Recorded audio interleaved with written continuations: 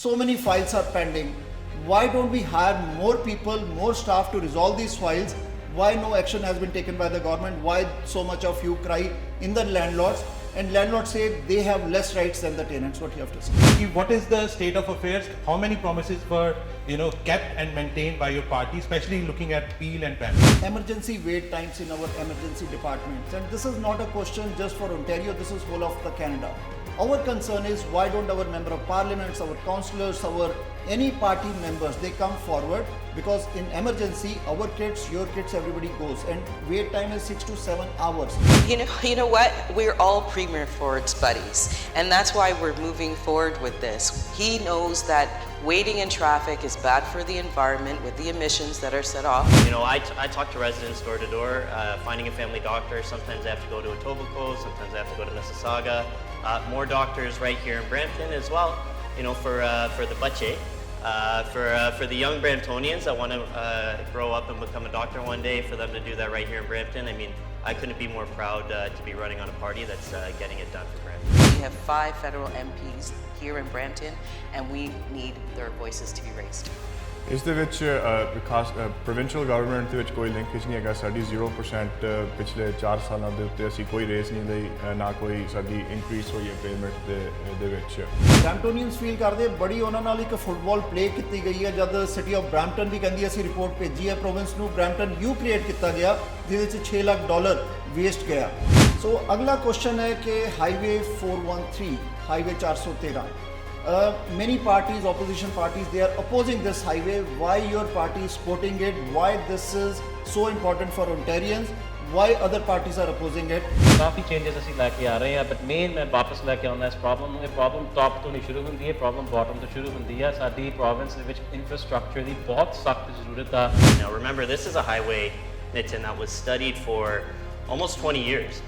Under the previous government. The Liberal government kind of sat on their hands. They studied the problem, then they decided they weren't going to stand up for Brampton drivers. ਦੇਖੋ ਜੀ, ਜਿੱਥੇ customs ਦੀ duty ਹੈਗੀ ਆ ਉੱਥੇ of course ਜਿਹੜੀ ਸਾਡੇ ਚਾਹੇ ਉਹ CBSA ਹੋਵੇ, ਚਾਹੇ ਉਹ ਸਾਡੀ ਲਾਅ ਇਨਫੋਰਸਮੈਂਟ ਜਿਹੜੀ ਨੈਸ਼ਨਲ ਲਾਅ ਇਨਫੋਰਸਮੈਂਟ ਹੈਗੀ ਆ, ਐਬਸੋਲੂਟਲੀ ਉਹਨਾਂ ਨੂੰ ਸਖਤ ਇਸ ਚੀਜ਼ ਦੇ ਉੱਤੇ ਕਾਰਵਾਈ ਕਰਨੀ ਚਾਹੀਦੀ ਆ।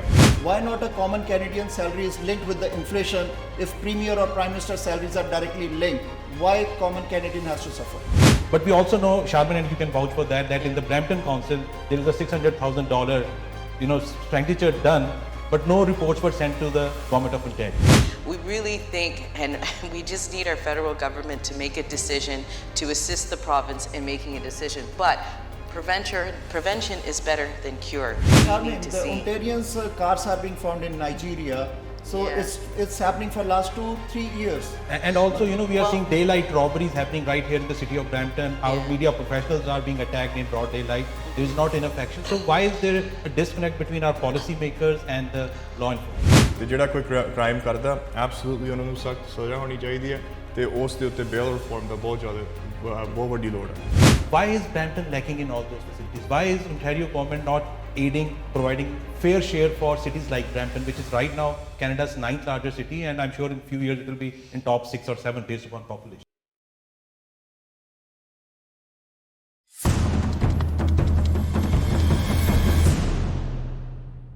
ਸਵਾਗਤ ਹੈ। ਅਸੀਂ ਅੱਜ ਗੱਲ ਕਰਨ ਜਾ ਰਹੇ ਹਾਂ ਕਿ ਮੁੱਦਿਆਂ ਤੇ ਇਸ਼ੂਜ਼ ਤੇ ਸਾਡੇ ਨਾਲ ਅੱਜ ਬ੍ਰੈਂਪਟਨ ਦੇ ਕੈਂਡੀਡੇਟਸ, ਬ੍ਰੈਂਪਟਨ PC ਪਾਰਟੀ ਦੇ ਕੈਂਡੀਡੇਟਸ ਮੌਜੂਦ ਹੈ ਸਟੂਡੀਓ 'ਚ। ਮੇਰੇ ਨਾਲ ਮੋਡਰੇਟਰ ਮਨਨ ਗੁਪਤਾ ਵੀ ਹੈ, ਔਰ ਅਸੀਂ ਗੱਲ ਕਰਾਂਗੇ ਇਸ਼ੂਜ਼ ਤੇ ਮੁੱਦਿਆਂ ਤੇ। ਪਿਛਲੀ ਇਲੈਕਸ਼ਨਸ ਦੇ ਅੰਦਰ ਕਿਹੜੇ ਪ੍ਰੋਮਿਸ ਕੀਤੇ ਗਏ ਸੀਗੇ, ਕਿਹੜੇ ਵਾਅਦੇ ਪੂਰੇ ਹੋਏ, ਕਿਹੜੇ ਨਹੀਂ ਹੋਏ, ਕਿਹੜੇ ਪੈਂਡਿੰਗ ਹੈ, ਕਿਉਂਕਿ ਐਟ ਪ੍ਰੈਜ਼ੈਂਟ ਜਿਹੜੀ ਹੈ PC ਗਵਰਨਮੈਂਟ ਦੀ ਸਰਕਾਰ ਪ੍ਰੋਵਿੰਸ 'ਚ ਹੈਗੀ ਹੈ ਓਨਟਾਰੀਓ 'ਚ। ਸੋ ਕਿੱਦਾਂ ਉਹਨਾਂ ਦਾ ਕੰਮ ਰਿਹਾ, ਕਿੱਦਾਂ ਕਾਰਗੁਜ਼ਾਰੀ ਰਹੀ, ਉਹ ਸਾਰਿਆਂ ਤੇ ਗੱਲਬਾਤ ਕਰਾਂਗੇ। ਸੋ ਮੈਂ ਅਗਰ ਇੰਟਰੋਡਕਸ਼ਨ ਦੇ ਦਾਂ, ਮੇਰੇ ਨਾਲ ਮੋਡਰੇਟਰ ਮਨਨ ਗੁਪਤਾ ਲੈਫਟ ਤੋਂ, ਉਹਨਾਂ ਦੇ ਨਾਲ ਅਮਰਜੋਤ ਸੰਧੂ ਜਿਹੜੇ ਕਿ ਬ੍ਰੈਂਪਟਨ ਵੈਸਟ ਤੋਂ ਕੈਂਡੀਡੇਟ ਹੈਗੇ PC ਪਾਰਟੀ ਦੇ, ਹਰਦੀਪ ਗਰੇਵਾਲ ਜਿਹੜੇ ਕਿ ਬ੍ਰੈਂਪਟਨ ਈਸਟ ਤੋਂ ਕੈਂਡੀਡੇਟ ਹੈ, ਸ਼ਾਰਮਨ ਵਿਲੀਅਮਸ ਜਿਹੜੇ ਕਿ ਕੈਂਡੀਡੇਟ ਹੈਗੇ ਆ ਬ੍ਰੈਂਪਟਨ ਸੈਂਟਰ ਤੋਂ, ਪ੍ਰਮੀਤ ਸਰਕਾਰੀਆ ਕੈਂਡੀਡੇਟ ਹੈ ਬ੍ਰੈਂਪਟਨ ਸਾਊਥ ਤੋਂ, ਔਰ ਮੇਰੇ ਨਾਲ ਜੋ ਹੈ ਗ੍ਰਾਮ ਮੈਕਡੋਗਰ, ਉਹ ਹੈਗੇ ਕੈਂਡੀਡੇਟ ਬ੍ਰੈਂਪਟਨ ਨਾਰਥ ਤੋਂ। ਸਾਰਿਆਂ ਦਾ ਸਵਾਗਤ ਕਰਦੇ ਹਾਂ ਤੇ ਗੱਲਬਾਤ ਕਰਦੇ ਹਾਂ ਇਸ਼ੂਜ਼ ਤੇ ਮੁੱਦਿਆਂ ਤੇ। Manan, over to you. ਬਿਲਕੁਲ ਜੀ 2018 ਦੇ ਵਿੱਚ ਓਨਟਾਰੀਅਨਸ ਨੇ ਪੀਸੀ ਪਾਰਟੀ ਨੂੰ ਸੱਤਾ ਦਿੱਤੀ 40% ਵੋਟ ਸ਼ੇਅਰ ਦੇ ਨਾਲ ਔਰ ਤਕਰੀਬਨ 76 ਸੀਟਾਂ ਜਿੱਥੇ ਇਹਨਾਂ ਨੂੰ ਮਿਲੇ ਐਮਪੀਪੀਜ਼ ਪਹੁੰਚੇ ਕੁਈਨਸ ਪਾਰਕ ਦੇ ਵਿੱਚ। ਸੋ ਇਹਨਾਂ ਤੋਂ ਪੁੱਛਦੇ ਆ ਕਿ what is the state of affairs, how many promises ਵਰ kept and maintained by your party, especially looking at Peel and Brampton? ਹਾਂਜੀ, ਇਸ ਦੇ ਵਿੱਚ ਖਾਸ ਕਰਕੇ soon as we got elected we had a commitment to build our hospitals. ਜਿੱਥੇ ਅਸੀਂ hospital ਦੀ ਗੱਲ ਕਰਦੇ ਹਾਂ ਖਾਸ ਕਰਕੇ ਬਰੈਂਪਟਨ ਦੇ ਵਿੱਚ, ਉੱਥੇ ਅਸੀਂ ਵਾਅਦਾ ਕੀਤਾ ਸੀ ਵੀ ਜੋ 15 ਸਾਲਾਂ ਦੇ ਵਿੱਚ ਬਰੈਂਪਟਨ ਨੂੰ ਇਗਨੋਰ ਕੀਤਾ ਗਿਆ ਸੀਗਾ ਵੀ ਬਰੈਂਪਟਨ ਨੂੰ ਆਪਣਾ ਫੇਅਰ ਸ਼ੇਅਰ ਦਾ ਹੱਕ ਜਿਹੜਾ ਹੈਗਾ ਉਹ ਮਿਲਣਾ ਚਾਹੀਦਾ। ਉਸ ਦੇ ਵਿੱਚ ਇੱਕ ਨਵਾਂ ਆਪਣਾ ਹਸਪੀਟਲ ਬਣੇਗਾ ਜਿਸ ਦੇ ਵਿੱਚ 24/7 ਐਮਰਜੈਂਸੀ ਰੂਮ ਆਊਗਾ। ਨਾਲ ਪਹਿਲੀ ਵਾਰ 100 ਸਾਲਾਂ ਦੇ ਵਿੱਚ GTA ਦੇ ਵਿੱਚ ਇੱਕ ਨਵਾਂ ਮੈਡੀਕਲ ਸਕੂਲ ਜਿਹੜਾ ਹੈਗਾ ਉਹ ਬਣ ਰਿਹਾ, ਉਹ ਆਪਣੇ ਰਾਇਰਸਨ ਯੂਨੀਵਰਸਿਟੀ ਦੇ ਨਾਲ, ਜਿੱਥੇ ਇੱਥੋਂ ਦੇ ਸਿਟੀ ਦੇ ਸਟੂਡੈਂਟਸ ਜਿਹੜੇ ਹੈਗੇ ਉੱਥੇ ਪੜ੍ਹ ਕੇ ਡਾਕਟਰ ਬਣ ਸਕਦੇ ਆ। ਅਤੇ ਨਾਲ ਇਨਫਰਾਸਟ੍ਰਕਚਰ ਦੀ ਜਦੋਂ ਅਸੀਂ ਗੱਲ ਕਰਦੇ ਹਾਂ, ਹਾਈਵੇ ਬਣਾਉਣੇ ਬਹੁਤ ਜ਼ਿਆਦਾ ਜ਼ਰੂਰੀ ਹੈਗੇ ਆ। ਜਿਹੜਾ ਪਿਛਲੀ ਗਵਰਨਮੈਂਟ ਨੇ, ਲਿਬਰਲ ਗਵਰਨਮੈਂਟ ਨੇ ਕੈਂਸਲ ਕੀਤਾ ਸੀਗਾ, ਉਹ ਸਾਡਾ ਵਾਅਦਾ ਸੀਗਾ ਵੀ ਅਸੀਂ ਹਾਈਵੇ 413 ਜਿਹੜਾ ਹੈਗਾ ਬਰੈਂਪਟਨ ਦੇ ਵਿੱਚ ਜਿੱਥੇ ਇੰਨੀ ਪਾਪੂਲੇਸ਼ਨ ਦੀ ਗਰੋਥ ਹੋ ਰਹੀ ਆ ਨਵਾਂ ਬਣਨਾ, ਤੇ ਉਹ ਸਾਡੀ ਸਰਕਾਰ ਬਣਾ ਰਹੀ ਆ ਜੀ। Amarjot, you want to add something in this?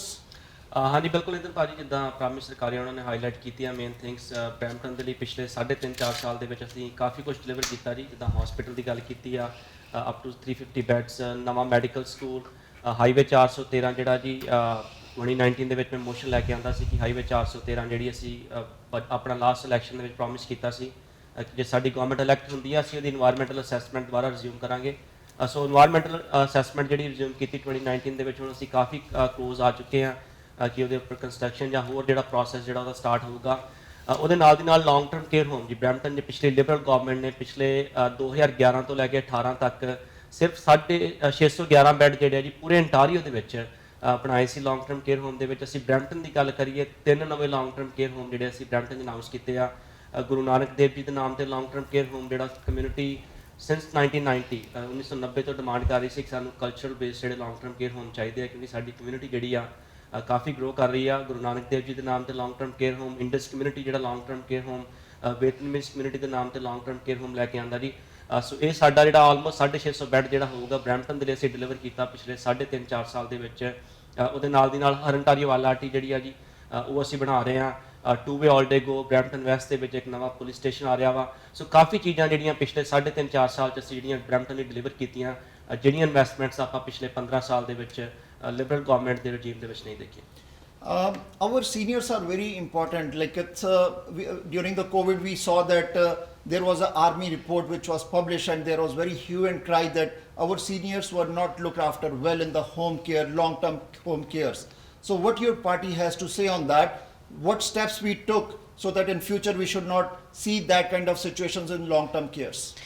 Well, I'll take that one. Hi, everyone. I'm Charmaine Williams. I am also the city councilor for Ward 7 and 8. So I think it is so important that the relationship that the province has with municipal leaders to ensure things like long-term care are being addressed.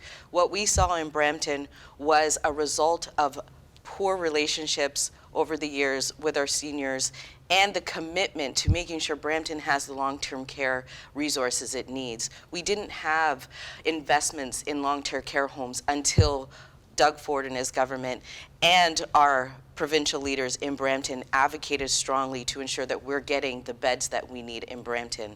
And so this is an important step forward that I think all of us here are going to continue to advocate for and make sure we're making sure our seniors are cared for. Thank you, Charmin, for your input on that. We have seen recent announcements not only by your government but also with the opposition parties that they are also focusing on long-term care, health care. That is becoming a buzzword action item. But moving ahead, we still don't have a second working hospital in Brampton. There have been a lot of photo ops. There have been a lot of visits by our premier along with dignitaries. Unless things happen, unless people see those deliveries of those beds, even the new cancer research center which is being talked about, it will take 5 to 6 years in the making. So what will happen in the meanwhile? The Bramptonians people, Bramptonians, they are still suffering from those delays. So anybody to take on that? Yeah, absolutely. ਜਦੋਂ ਦੇ ਅਸੀਂ ਸਰਕਾਰ ਦੇ ਵਿੱਚ ਆਏ ਸਾਡਾ focus ਇਹੀ ਹੋਇਆ ਵੀ ਬਰੈਂਪਟਨ ਨੂੰ ਅਸੀਂ ਕਿਵੇਂ ਨਵੇਂ ਹਸਪੀਟਲ ਬੈਡਸ ਲਿਆ ਸਕਦੇ ਹਾਂ। Since the start, in the last 2 years, William Osler, Brampton has received over 97 new beds in its current hospital. That's larger than some hospitals across, some of those across Ontario. So ਜਿੱਥੇ ਅਸੀਂ immediate term ਦੇ ਵਿੱਚ health care ਦੇ ਲਈ Brampton ਲਈ ਅਸੀਂ ਪੂਰਾ ਜਿਹੜੇ ਬੈੱਡਸ ਹੈਗੇ ਜਿਹੜੇ ਕਿ ਪਿਛਲੀ ਸਰਕਾਰ ਨੇ ਨਹੀਂ ਸੀ ਲਿਆਂਦੇ ਅਸੀਂ ਆਪਣੇ ਸਿਸਟਮ ਦੇ ਵਿੱਚ ਪਾ ਚੁੱਕੇ ਹਾਂ ਉਸ ਦੇ ਨਾਲ ਜਿਹੜਾ ਲੌਂਗ ਆਪਣੇ ਵਿਲੀਅਮ ਆਸਲਰ ਦਾ ਇਸ ਵਕਤ ਅਰਜੈਂਟ ਕੇਅਰ ਕਲੀਨਿਕ ਹੈਗਾ ਉਹਨੂੰ ਵੀ $18 ਮਿਲੀਅਨ ਦਿੱਤੇ ਵੀ ਉੱਥੇ 24 ਘੰਟੇ ਜਿਹੜੀ ਹੈਗੀ ਆ ਉਹ ਸਰਵਿਸਿਜ਼ ਆ ਸਕਣ ਉਹ ਸਰਵਿਸਿਜ਼ ਜਿਹੜੀਆਂ ਹੈਗੀਆਂ ਆਪਣੇ ਜਿਹੜੇ ਵਿਲੀਅਮ ਆਸਲਰ ਦੇ CEO ਆ ਉਹਨਾਂ ਨੇ ਬਹੁਤ ਛੇਤੀ ਤਰੀਕੇ ਦੇ ਵਿੱਚ ਹੁਣ ਕੋਵਿਡ ਦੇ ਕਾਰਨ ਕਰਕੇ ਉੱਥੇ ਜਿਹੜੇ ਸਟਾਫਿੰਗ ਰਿਸੋਰਸ ਸੀਗੇ ਉਹਨਾਂ ਨੇ ਆਪਣੇ ਦੂਜੇ ਹਸਪੀਟਲ ਵਿੱਚ ਲਾਤੇ ਸੀ ਉਹ ਵੀ 24 ਘੰਟੇ ਜਿਹੜਾ ਹੈਗਾ ਚੱਲੂਗਾ ਬਟ ਤੁਸੀਂ ਉੱਥੇ ਅੱਜ ਵੀ ਜਾ ਕੇ ਦੇਖ ਸਕਦੇ ਪਿਛਲੀਆਂ ਸਰਕਾਰਾਂ ਨੇ ਗੱਲਾਂ ਕੀਤੀਆਂ ਸੀ ਬਰੈਂਪਟਨ ਬਾਰੇ ਬਟ ਅਸੀਂ ਐਕਸ਼ਨ ਲਿਆਂਦਾ ਜਿੱਥੇ ਉਹ ਸਾਈਟ ਵੀ ਤਿਆਰ ਹੋ ਚੁੱਕੀ ਆ ਐਨਵਾਇਰਨਮੈਂਟਲ ਅਸੈਸਮੈਂਟ ਵੀ ਉਸ ਪ੍ਰਾਪਰਟੀ ਉੱਤੇ ਸ਼ੁਰੂ ਹੋ ਚੁੱਕੇ ਆ ਅਤੇ ਪ੍ਰੀਮੀਅਰ ਆਪ ਇੱਥੇ ਖੁਦ ਜਿਹੜੇ ਹੈਗੇ ਆ ਆਣ ਕੇ ਜਿਹੜੀ ਡਿਵੈਲਪਮੈਂਟ ਕਰਵਾ ਰਹੇ ਆ ਆਪਣੇ ਬਰੈਂਪਟਨ ਦੇ ਹਸਪੀਟਲ ਦੇ ਲਈ Thank you very much. Graham, you are representing, you plan to represent Brampton North, which is the house of William Osler's, Brampton Civic Hospital. And we all know what's happening in healthcare emergency in that civic hospital facility. So your take on that? Yeah, no, and I hear door to door from the residents. I mean, we need healthcare relief and we need it now, right? We don't need politicians to do another study to close hospitals the way that the Liberals did in 2007. We need a government that is going to act and get things done. And I would commend as well Amarjot Paji, Pramit Paji as well. Remember that when we look at something like the Ryerson University Medical School downtown Brampton. So this started budget 2021 with a $1 million planning grant. Now, typically, and we in Brampton, sorry, are no strangers to, here in Brampton, we're no strangers to politicians planning to do something, studying a problem, forming a committee about that. In less than 1 year, since Ryerson began planning the medical school, we saw the Premier in for an announcement, 175 combined positions for new doctors getting trained every year right here in Brampton. I mean, I talk to residents door to door, finding a family doctor. Sometimes I have to go to Etobicoke, sometimes I have to go to Mississauga. More doctors right here in Brampton as well, for the budget. For the young Bramptonians that want to grow up and become a doctor one day, for them to do that right here in Brampton, I mean, I couldn't be more proud to be running on a party that's getting it done for Brampton. So now, very important question, anyone can answer that, and Hardeep, I want you also to indulge and answer that. Emergency wait times in our emergency departments, and this is not a question just for Ontario, this is whole of the Canada. Our concern is why don't our member of parliaments, our councillors, our any party members, they come forward, because in emergency, our kids, your kids, everybody goes, and wait time is 6 to 7 hours. What your government has done, what you will do, because system needs to be changed in the healthcare, so anyone can take that. Yeah, we've been working hard in the past years to work with hospitals and deliver more funding.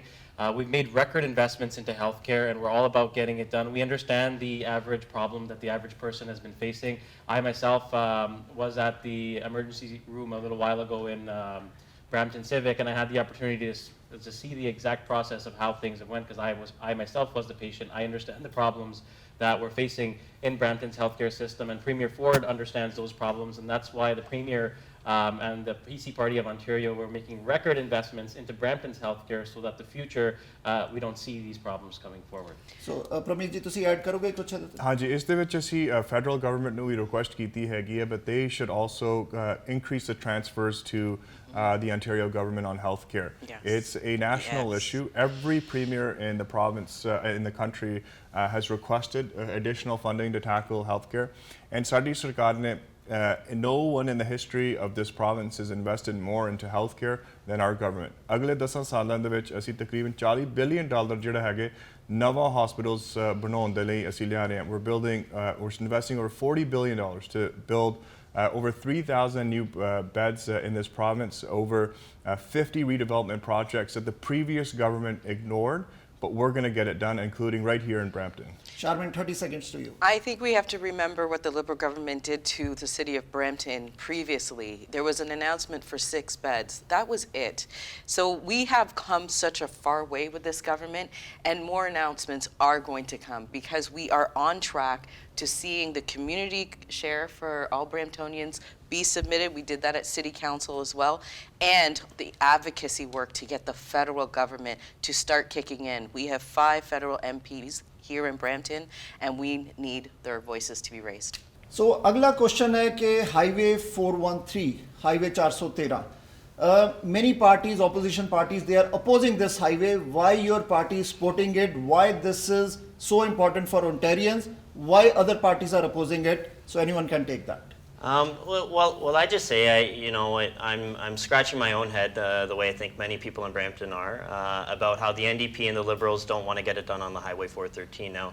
Brampton residents, when I go door to door, tell me that they're tired of waiting. They're tired of waiting in bumper-to-bumper traffic on the Highway 410, on roads like Beauvert, on roads like Queen Street. But they're also tired of waiting for politicians to come to them with solutions. Now, remember, this is a highway, Nitin, that was studied for almost 20 years under the previous government. I mean, the Liberal government kind of sat on their hands. They studied the problem. Then they decided they weren't going to stand up for Brampton drivers. Under Premier Ford's leadership and with Amarjot Paji, Pramit Paji as the local representatives as MPPs here, we're going to get it done. Remember, this is going to save commute times up to 30 minutes for somebody traveling the route there. This is going to bring hundreds of millions of dollars in GDP growth. This is for good for economics. It's good for truck drivers. It's good for Brampton drivers. There have been a lot of controversies on this highway. There are media reports. Opposition is saying that this highway is more for Premier Ford's buddies. So what do you say about those claims and those? You know what? We're all Premier Ford's buddies, and that's why we're moving forward with this. He knows that waiting in traffic is bad for the environment with the emissions that are set off on the 401. We need to get things moving. Brampton contributes the highest amount of goods and service movement. The trucking industry in Brampton needs this highway, and Bramptonians need this highway because goods and services is what drives our economy in this sector of the province. So let's be confident and know that Premier Ford is thinking of us, which is why we need to move forward with this. Sandhu ਸਾਹਿਬ ਤੁਸੀਂ trucking industry ਨੂੰ ਬੜਾ ਕਰੀਬ ਤੋਂ ਦੇਖਿਆ ਤੁਸੀਂ ਇੱਕ private member bill ਵੀ ਲੈ ਕੇ ਆਂਦਾ ਸੀਗਾ ਔਰ ਟਰੱਕਿੰਗ ਭਾਈਚਾਰਾ ਸਾਡੇ ਕਮਿਊਨਿਟੀ ਦੇ ਵਿੱਚ ਬਹੁਤ ਵੱਡੀ ਤਾਦਾਦ ਦੇ ਵਿੱਚ ਇਨਵੋਲਡ ਹੈ ਸੋ ਇਨਫਰਾਸਟ੍ਰਕਚਰ ਨੂੰ ਲੈ ਕੇ ਹੋਰ ਕੀ ਇਨੀਸ਼ੀਏਟਿਵ ਦਿੱਤੇ ਜਾ ਰਹੇ ਨੇ to aid the gridlock on our highways congestion ਨੂੰ ਦੂਰ ਕਰਨਾ ਔਰ ਜਿਹੜਾ ਪੋਲੀਟੀਕਲ ਗ੍ਰਿਡਲੌਕ ਹੈ ਉਹਨੂੰ ਵੀ ਕਿਸ ਤਰ੍ਹਾਂ ਖਤਮ ਕੀਤਾ ਜਾ ਸਕਦਾ ਐਂਡ ਅਮਰਜੋਤ ਮੈਂ ਇੱਥੇ ਐਡ ਕਰ ਦਾਂਗੇ ਹਾਈਵੇ 413 ਤੇ ਤੁਸੀਂ ਵੀ ਆਪਣਾ ਪੁਆਇੰਟ ਦਿਓ ਕਿ ਆਪੋਜੀਸ਼ਨ ਪਾਰਟੀਆਂ ਇਹਨੂੰ ਕਿਉਂ ਅਪੋਜ਼ ਕਰ ਰਹੀਆਂ ਕਿ এনवायरमेंट ਦਾ ਖਤਰਾ ਹੈ ਕਿਉਂਕਿ ਅਸੀਂ ਅਗਰ ਕੰਪੇਅਰ ਕਰੀਏ ਅਮਰੀਕਾ ਦੇ ਨਾਲ ਇੰਨੇ ਵੱਡੇ ਹਾਈਵੇਜ਼ ਐਂਡ ਕੈਨੇਡਾ ਦੇ ਅੰਦਰ ਇਮੀਗ੍ਰੇਸ਼ਨ ਦੇ ਨਾਲ ਡਿਮਾਂਡ ਸਪਲਾਈ ਅਗਰ ਪੋਪੂਲੇਸ਼ਨ ਵੱਧਦੀ ਹੈ ਤੇ ਸਾਨੂੰ ਹਾਈਵੇ ਕਿਉਂ ਨਹੀਂ ਚਾਹੀਦੇ ਬਿਲਕੁਲ ਭਾਜੀ I think it's a common sense ਕਿ ਜਦੋਂ ਕਮਿਊਨਿਟੀ ਆਪਣੀ ਗਰੋ ਹੋ ਰਹੀ ਹੈ ਸਪੈਸ਼ਲੀ ਆਪਾਂ ਜੇ GTA ਦੀ ਗੱਲ ਕਰੀਏ ਜਿਹੜੀ ਪਾਪੂਲੇਸ਼ਨ ਜਿਹੜੇ ਨਵਾਂ ਇਮੀਗ੍ਰੈਂਟ ਇੱਥੋਂ ਆਉਂਦਾ ਵਾ ਜੀ ਬ੍ਰੈਂਪਟਨ GTA ਦੇ ਵਿੱਚ ਆਪਣਾ ਘਰ ਬਣਾਉਣਾ ਚਾਹੁੰਦਾ ਵਾ ਸੋ ਉਹਦੇ ਨਾਲ ਦੀ ਨਾਲ ਆਪਾਂ ਨੂੰ ਇਨਫਰਾਸਟ੍ਰਕਚਰ ਵੀ ਚਾਹੀਦਾ ਵਾ ਜਿਹੜਾ ਲੋਕਾਂ ਦੀ ਨੀਡਸ ਨੂੰ ਮੀਟ ਕਰ ਸਕੇ ਅਸੀਂ $148 ਬਿਲੀਅਨ ਜਿਹੜਾ ਇਨਫਰਾਸਟ੍ਰਕਚਰ ਸਪੈਂਡ ਕਰ ਰਹੇ ਹਾਂ over the period of 10 years historic investment ਜਿਹੜੀ ਹੈ ਜੀ ਕਿਸੇ ਗਵਰਨਮੈਂਟ ਵੱਲੋਂ ਨਹੀਂ ਕੀਤੀ ਗਈ ਜੇ ਹਾਈਵੇ 413 ਦੀ ਗੱਲ ਕਰੀਏ ਨਾਟ ਓਨਲੀ ਇੱਕ ਟ੍ਰੈਫਿਕ ਜਿਹੜਾ ਕੰਜੈਸ਼ਨ ਨੂੰ ਘਟਾਊਗਾ ਨਾਲ ਦੀ ਨਾਲ ਜਿਹੜਾ ਇਕਨੋਮੀ ਨੂੰ ਬਹੁਤ ਵੱਡਾ ਦਾ ਬੂਸਟ ਮਿਲੂਗਾ ਜਿਹੜੀ GDP ਹੈਗੀ ਆ ਜੀ ਉਹਨੂੰ ਬਿਲੀਅਨਸ ਆਫ ਡਾਲਰ ਜਿਹੜਾ ਵਾ ਜੀ ਉਹ ਐਨੂਅਲੀ ਜਿਹੜਾ GDP ਨੂੰ ਬੂਸਟ ਮਿਲੂਗਾ ਜਿਹੜੀਆਂ ਟਰਾਂਸਪੋਰਟੇਸ਼ਨ ਜਿਹੜੀਆਂ ਆਪਣੀਆਂ ਗੁੱਡਸ ਆ ਉਹਨੂੰ ਆਪਾਂ ਜਲਦੀ ਮੂਵ ਕਰ ਸਕਦੇ ਹਾਂ ਨਵਾਂ ਜਿਹੜਾ ਬਿਜ਼ਨਸ ਆ ਉਹ ਅਟਰੈਕਟ ਕਰਾਂਗੇ ਸਿਟੀ ਨੂੰ ਜੌਬਸ ਜਿਹੜੀਆਂ ਕ੍ਰੀਏਟ ਹੋਣਗੀਆਂ ਇਹਦੇ ਨਾਲ ਸੋ ਕਾਫੀ ਇਹਦੇ ਜਿਹੜੇ ਬੈਨੀਫਿਟਸ ਹੈਗੇ ਆ ਜੀ ਸੋ ਮੈਨੂੰ ਲੱਗਦਾ ਹਾਈਵੇ ਬਹੁਤ ਜ਼ਿਆਦਾ ਇੰਪੋਰਟੈਂਟ ਹੈਗਾ ਬ੍ਰੈਂਪਟੋਨੀਅਨਸ ਦੇ ਲਈ ਜਦੋਂ ਵੀ ਅਸੀਂ ਡੋਰ ਨੌਕਿੰਗ ਕਰਦੇ ਹਾਂ ਹਮੇਸ਼ਾ 99% ਲੋਕ ਜਿਹੜੇ ਇਹਦੇ ਫੇਵਰ ਦੇ ਵਿੱਚ ਹੈਗੇ ਆ ਕਿ ਸਾਨੂੰ ਹਾਈਵੇ ਚਾਹੀਦਾ ਅਨਲਾਈਕ ਜਿਹੜੇ ਲਿਬਰਲਸ ਐਂਡ NDP ਆ ਜਿਹੜੇ ਚਾਹੁੰਦੇ ਆ ਕਿ ਨਹੀਂ ਅਸੀਂ ਹਾਈਵੇਜ਼ ਦੇ ਵਿੱਚ ਇਨਵੈਸਟਮੈਂਟ ਨਹੀਂ ਕਰਨੀ ਨਾਟ ਓਨਲੀ ਹਾਈਵੇਜ਼ ਭਾਜੀ ਅਸੀਂ $60 ਬਿਲੀਅਨ ਟ੍ਰਾਂਜ਼ਿਟ ਦੇ ਵਿੱਚ ਇਨਵੈਸਟ ਕਰ ਰਹੇ ਹਾਂ ਹਿਸਟੋਰਿਕ ਇਨਵੈਸਟਮੈਂਟ ਟ੍ਰਾਂਜ਼ਿਟ ਜਿੱਦਾਂ ਆਪਾਂ ਗੱਲ ਕਰੀਏ ਹਰ ਅੰਟਾਰੀਓ LRT ਦੀ 2-ਵੇ ਆਲ ਡੇ ਗੋ ਦੀ ਬ੍ਰੈਂਪਟਨ ਟ੍ਰਾਂਜ਼ਿਟ ਨੂੰ ਕਾਫੀ ਫੰਡਿੰਗ ਆਪਾਂ ਪਿਛਲੇ 3-3.5 ਸਾਲ ਦੇ ਵਿੱਚ ਦਿੱਤੀ ਆ ਸੋ ਸਾਡੀ ਗਵਰਨਮੈਂਟ ਜਿਹੜੀ ਆ ਜੀ ਇਹ ਚੀਜ਼ ਅੰਡਰਸਟੈਂਡ ਕਰਦੀ ਆ ਪ੍ਰੀਮੀਅਰ ਫੋਰਡ ਅੰਡਰਸਟੈਂਡ ਕਰਦੇ ਆ ਕਿ ਜਦੋਂ ਤੁਹਾਡੀ ਪਾਪੂਲੇਸ਼ਨ ਗਰੋ ਕਰਦੀ ਆ ਤੁਹਾਨੂੰ ਇਨਫਰਾਸਟ੍ਰਕਚਰ ਜਿਹੜਾ ਉਦਾਂ ਦਾ ਚਾਹੀਦਾ ਵਾ ਜਿਹੜੀ ਕਮਿਊਨਿਟੀ ਦੀ ਨੀਡਸ ਨੂੰ ਮੀਟ ਕਰ ਸਕੇ so we not leaving any stone unturned when it comes to interior infrastructure ਬਿਲਕੁਲ ਪ੍ਰਮੀਤ ਜੀ ਤੁਸੀਂ you are chair of the treasury board ਤੁਸੀਂ ਰਹੇ ਹੋ ਸੀਨੀਅਰ ਅਹੁਦੇ ਤੇ ਬ੍ਰੈਂਪਟਨ ਨੂੰ ਰਿਪਰੈਜ਼ੈਂਟ ਕਰ ਰਹੇ ਹੋ ਅਪੀਲ ਦੇ ਹਾਈਐਸਟ ਰੈਂਕਿੰਗ ਪੋਲੀਟੀਸ਼ੀਅਨ ਔਰ ਰੂਲਿੰਗ ਪਾਰਟੀ ਦੇ ਸੋ ਆਉਣ ਵਾਲੇ ਦਿਨਾਂ ਦੇ ਵਿੱਚ ਕਿਸ ਤਰ੍ਹਾਂ ਦੀ ਸਰਕਾਰ ਦੀਆਂ ਪ੍ਰਾਇੋਰਟੀਜ਼ ਨੇ ਕਿਉਂਕਿ ਆ ਜਿਹੜੇ ਸਾਰੇ ਨਾਮ ਸਿੱਧੂ ਸਾਹਿਬ ਨੇ ਲਿੱਤੇ ਆ ਕਾਫੀ ਚਿਰਾਂ ਤੁਸੀਂ ਸੁਣਦੇ ਆ ਰਹੇ ਆ 2-ਵੇ ਆਲ ਡੇ ਗੋ ਇਨਫਰਾਸਟ੍ਰਕਚਰ ਨੂੰ ਗਰੋ ਕਰਨਾ ਬਹੁਤ ਸਾਰੇ ਫੋਟੋ ਆਪਸ ਦੀ ਕਮੀ ਨਹੀਂ ਹੈਗੀ ਬਰੈਂਪਟਨ ਦੇ ਵਿੱਚ। ਤੁਸੀਂ ਵੀ ਦੇਖਿਆ, you are a very keen ground level ਦੇ ਨਾਲ ਜੁੜੇ ਹੋਏ। ਸੋ ਆਉਣ ਵਾਲੇ ਦਿਨਾਂ ਵਿੱਚ ਵਾਟ ਕੈਨ ਵੀ ਐਕਸਪੈਕਟ? ਹਾਂਜੀ, ਆਉਣ ਵਾਲੇ ਦਿਨਾਂ ਦੇ ਵਿੱਚ ਸਾਡੇ ਕੋਲ ਇੱਕ ਚੋਇਸ ਹੈਗੀ ਆ ਜੀ, ਜਿਹੜੇ ਕਿ premier Doug Ford and PC party ਦੀ ਗਵਰਨਮੈਂਟ ਦੀ ਜੋ ਵਿਜ਼ਨ ਹੈਗੀ ਆ, ਇਸ ਵਿਜ਼ਨ ਦੇ 5 ਪਿਲਰ ਆ ਜੀ। ਪਹਿਲਾ ਪਿਲਰ ਹੈਗਾ ਜੀ ਸਾਡੀ ਇਕਾਨਮੀ ਨੂੰ ਰੀਬਿਲਡ ਕਰਨ ਦੇ ਲਈ। ਜਿੱਥੇ ਤੁਸੀਂ ਸਾਰਾ ਆਟੋ ਮੈਨੂਫੈਕਚਰਿੰਗ ਦਾ ਸੈਕਟਰ ਦੇਖਦੇ ਆ, ਪਿਛਲੇ ਸਾਲ ਦੇ ਵਿੱਚ ਤਕਰੀਬਨ $11 ਬਿਲੀਅਨ ਦੀ ਨਵੀਂ ਇਨਵੈਸਟਮੈਂਟ ਜਿਹੜੀ ਹੈਗੀ ਆ ਉਹ ਇੱਥੇ ਬਰੈਂਪਟਨ ਦੇ ਵਿੱਚ ਹੋਈ ਆ, ਆਪਣੇ ਸਾਰੇ ontario ਦੇ ਵਿੱਚ ਹੋਈ ਹੈ, ਜਿਸ ਦੇ ਨਾਲ ਬਰੈਂਪਟਨ ਦੀਆਂ ਜੌਬਸ ਸਪੋਰਟ ਕੀਤੀਆਂ ਜਾਣਗੀਆਂ। ਦੂਜਾ ਪਿਲਰ ਹੈਗਾ ਸਾਡਾ ਵਰਕਿੰਗ ਫॉर ਵਰਕਰਸ, ਜਿਸ ਦੇ ਵਿੱਚ ਅਸੀਂ ਮਿਨੀਮਮ ਵੇਜ ਦੀ ਇਨਕਰੀਜ਼ ਕੀਤੀ ਗਈ ਆ, ਪਰ ਜਿੱਥੇ ਅਸੀਂ ਨਾਲ ਦੀ ਨਾਲ ਉਸ ਹਾਈ ਪੇਇੰਗ ਜੌਬਸ ਜਿਹੜੀਆਂ ਹੈਗੀਆਂ ਇੱਥੇ ਲਿਆ ਰਹੇ ਹਾਂ। ਇਸ ਤੀਜਾ ਜਿਹੜਾ ਪਿਲਰ ਜਿਸ ਦੀ ਅਸੀਂ ਗੱਲ ਕਰ ਰਹੇ ਹਾਂ ਵੀ ਹਾਈਵੇ ਇਨਫਰਾਸਟ੍ਰਕਚਰ ਐਂਡ ਸਾਡੇ ਟ੍ਰਾਂਜ਼ਿਟ ਪ੍ਰੋਜੈਕਟਸ, ਜਿਸ ਦੇ ਵਿੱਚ ਤਕਰੀਬਨ $160 ਬਿਲੀਅਨ ਤੋਂ ਬਾਅਦ 10 ਸਾਲਾਂ ਦੇ ਵਿੱਚ ਜਿਹੜਾ ਹੈਗਾ ਸਪੈਂਡ ਕੀਤਾ ਜਾਊਗਾ। ਸੋ ਕਿ ਤੁਸੀਂ ਆਪਣੀ ਗ੍ਰਿਡਲੌਕ ਦੇ ਵਿੱਚ ਜਿੱਥੇ ਫਸੇ ਹੁੰਦੇ, ਜਿੱਥੇ ਹਾਈਵੇ ਚੋਂ ਸਟੀਲਸ ਲਾ ਲਓ, ਮੇਫੀਲਡ ਲਾ ਲਓ, ਤੁਸੀਂ 410 ਲਾ ਲਓ, ਜਿੱਥੇ ਹਰ ਵਕਤ ਤੁਹਾਡੀ ਗੱਡੀ ਫਸੀ ਹੁੰਦੀ ਆ, ਤੁਸੀਂ ਆਪਣੇ ਪਰਿਵਾਰ ਦੇ ਨਾਲ ਟਾਈਮ ਸਪੈਂਡ ਕਰੋ, ਜਿੱਥੇ ਅਸੀਂ ਇਨਫਰਾਸਟ੍ਰਕਚਰ ਦੀ ਇਨਵੈਸਟਮੈਂਟਸ ਕਰਵਾ ਸਕੀਏ। ਚੌਥਾ ਜਿਹੜਾ ਸਾਡਾ ਪਿਲਰ ਹੈਗਾ ਇਸ ਪਲਾਨ ਦੇ ਵਿੱਚ, ਉਹ ਹੈਗਾ ਜੀ ਆਪਣਾ ਕੀਪਿੰਗ ਕਾਸਟ ਲੋ। ਸੋ ਜਿੱਥੇ ਅਫੋਰਡੇਬਿਲਿਟੀ ਦੀ ਗੱਲ ਆਉਂਦੀ ਹੈ, ਜਿੱਥੇ ਅਸੀਂ highway licence plate sticker renewal fee ਵਾਪਸ ਦਿੱਤੀ ਹੈਗੀ ਹੈ ਜੀ ਤੁਹਾਨੂੰ $125 ਐਵਰੀ ਡੇ, ਜਿੱਥੇ ਅਸੀਂ ਇਨਕਮ ਟੈਕਸ ਜਿਹੜੇ $50,000 ਤੋਂ ਘੱਟ ਲਿਆ ਰਹੇ ਆ ਉਹਨਾਂ ਨੂੰ ਵਾਪਸ ਪੈਸੇ ਦਿੱਤੇ ਗਏ। ਅਤੇ lastly plan to stay open, ਜਿਸ ਦੇ ਵਿੱਚ ਇਕਾਨਮੀ ਹਮੇਸ਼ਾ ਖੁੱਲ੍ਹੀ ਰਹੇ, ਜਿੱਥੇ ਅਸੀਂ ਕੋਵਿਡ ਤੋਂ ਲੰਘ ਕੇ ਇੰਨਾ ਸਮਾਂ ਕੱਢਿਆ। ਹਸਪੀਟਲਸ ਹੋਰ ਬਣਾਉਣ, ਬੈੱਡ ਹੋਰ ਬਣਾਉਣ, ਤੇ ਆਪਣੇ ਜਿਹੜੇ ਮੈਡੀਕਲ ਡਾਕਟਰਸ ਜਿਵੇਂ ਕਿ ਨਵਾਂ ਰਾਇਰਸਨ ਮੈਡੀਕਲ ਸਕੂਲ ਬਰੈਂਪਟਨ ਵਿੱਚ ਬਣ ਰਿਹਾ, ਹੋਰ ਟ੍ਰੇਨ ਕੀਤੇ ਜਾਣ। ਹਰਦੀਪ, ਸਵਾਲ ਤੁਹਾਨੂੰ ਕਰਦੇ ਆ, ਫਿਰ ਕੋਈ ਵੀ ਉਹਦੇ ਚੈਟ ਕਰਦੇ ਕਿ ਅਸੀਂ ਇਨਫਲੇਸ਼ਨ ਮਾਰਚ ਦੇ ਅੰਦਰ ਇਨਫਲੇਸ਼ਨ ਵਾਸ 6.7%, ਹਾਊਸਿੰਗ ਇਜ਼ ਅਨਅਫੋਰਡੇਬਲ।